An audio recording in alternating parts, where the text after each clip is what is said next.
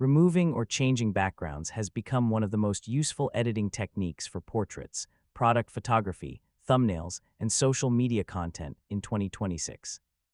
Adobe Lightroom now includes powerful AI masking tools that can automatically separate subjects from backgrounds much faster than older manual methods.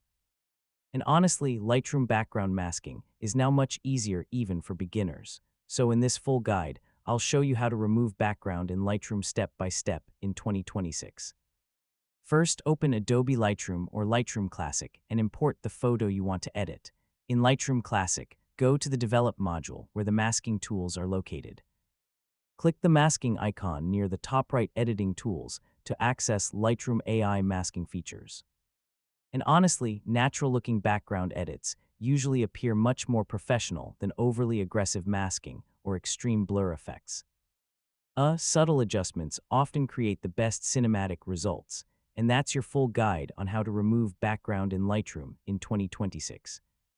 Hopefully now you have a clearer understanding of how to isolate subjects and create cleaner, more professional photo edits using Adobe Lightroom.